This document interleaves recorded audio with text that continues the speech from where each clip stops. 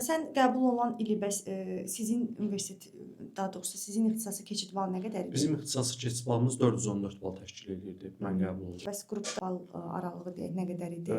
Belə bildirim ki, qrupda bal aralığı 414-dən başlayırdı. Elə limit qəbul olunan şəxs mənim qrup yoldaşım idi. Və hal-hazırda belə bir qəribə məqam var ki, biz elə bir ilə düşmüşdük ki, kimya balı ilə belə informatika ixtisasına qəbul ola bilirdik. Aha. Amma hal-hazırda bu ortadan qaldırılıb. Ona görə də bizdə tələbələr var ki, qrup yoldaşlarım var ki, kimya ilə bir yerdə 600 neçə bal toplayıb. Halbuki informatikadan anlayışı yoxdur. Yenə də gələcəyin ixtisasıdır deyə bunu seçib. Bu da ki, çox səhv qərardır yəni. Amma həmin adamın marağı var imiş bu ixtisasa, yoxsa Belə deyim ki, yəni maraq olmadı. Maraqdan əlavə bacarıq və baza yoxdur. ha. Baza olmadıqdan sonra da artıq adama heç nə maraqlı gəlməz. Sadəcə gələcəyin ixtisası deyib seçməklə bir yerə qədərdir. Gərək biraz marağın, bacarığın və Mənim sevdiyin sevgim ixtisas. olsun. Əlbəttə razıyam. Hal-hazırda belə bir tendensiya var ki, informasiya təhlükəsizliyi sahəsində oxumaq istəyən abituriyentlər kompüter elmlərinə düşdükdə düşünürlər ki, onlar bir IT olaraq, IT mütəxəssisi olaraq çalışa bilməzlər. Bununla bağlı nə deyə bilərsən? Bəli, yəni mentorluq fəaliyyəti ilə məşğul olanda ən çox gördüyüm məsələlərdən biri bu idi. Kompüter mühəndisliyi oxuyan qayıdırdı, yazırdı ki, bəs Mehri bəy, kompüter mühəndisliyi ilə təhsil alıram. Özü ən qəşəng universitetdə təhsil alıram. İnformasiya təhlükəsizliyinə yönəlmək istəyirəm. Bu ixtisasla qəbul eləyərlər. Yəni qıraqdan baxanda bu nə sual deyə bilərsən, amma mənim özümə də marağı gəldi və gün içərisində 10-15 dəfə o sualı eşidirdim. Falan ixtisasda oxuyuram, qəbul işləyə bilərəmmi? Hə, işləyə bilərsən. Biliyin varsa işləyə bilərsən. Daha yəni qarşılaşdığım bir mənzərə var idi ki, bir tanıdığım insan var idi, informasiya təhlükəsizliyi oxumaq istəyirdi. Burada Bakıda qəbul olmurdu deyə Lənkəran Dövlət Universitetində informasiya təhlükəsizliyi təhsil aldı. Dedim səbəb nədir? Mən kiber təhlükəsizliyə yönələcəm ona görə. Dedim gəl şəhərdə universitetlərin birində kompüter mühəndisliyi elmləri, proseslərin avtomatlaşdırılması, robotexnika, hətta riyaziyyat müəllimliyi üzrə belə təhsil alsaz, əgər baza biliyiniz varsa, yəni öyrənə bilirsinizsə, bir təcrübə proqramına qatılmısınızsa, imtahanı keçmisinizsə sizi qəbul edəcəklər. Sizin hansı bir ixtisasla məşğul olmağınızın önəmi yoxdur. Sizin sadəcə bacarığınız önəmlidir ki, belə deyim, buna bir örnək deyim. Hal-hazırda bir neçə dənə bazarda tanıdığım adam var ki, heç onların ixtisası texniki fənnə aid deyil. İngilis dili müəllimliyini bitirib.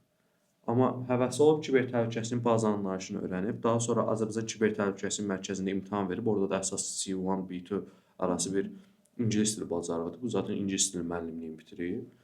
İngilis dilindən yüksək nəticə yığıb, kiber təhlükəsizliyin baza anlayışları var, yüksək nəticə yığıb 6 ay təhsilin nəticəsində bu şəxs getdi, bazarda hal-hazırda fəaliyyət göstərir. Yəni belə. Nə gözəl. Bəs belə bir sual verim. Hal-hazırda ümumiyyətlə gənclər arasında belə bir fikir formalaşıb ki, IT işləyənlərə, IT-yə çox ehtiyac var, IT mütəxəssisi olaraq işləyənlər çox qazanırlar və hər kəs belə bir tendensiya var ki, birinci qrupa gedir, informatikadan əlavə imtahan verir və IT üzrə kompüter elmləri ola bilər, kompüter mühəndisliyi ola bilər, digər ixtisaslar, IT ilə bağlı olan ixtisaslar üzrə təhsil alır. Nə düşünürsən? Həqiqətən də bu sahədə çox ehtiyac varmı və belə düşünürsən ki, məsələn, sən hüquq ixtisasına hazırlaşmaq istəyirdin, amma sənin öz marağın var idi əlbəttə ki, bu ixtisasa hazırlaşdın.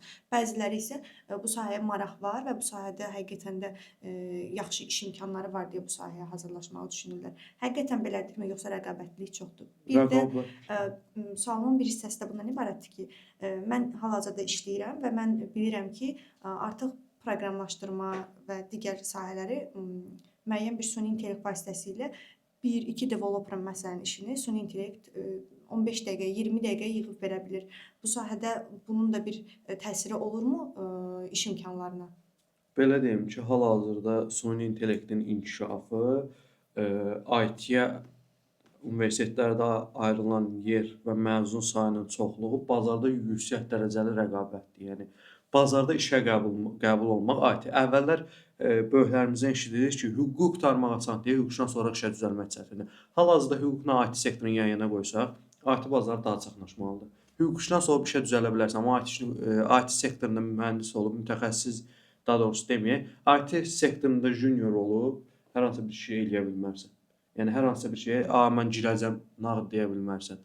Bu dəqiqə uşaqların çoxsu da indi məsələn bu gün də bayaq yolda gələndə bir informatika üzrə hazırlaşan şagirdlə qarşılaşdım, ondan da söhbət elədim.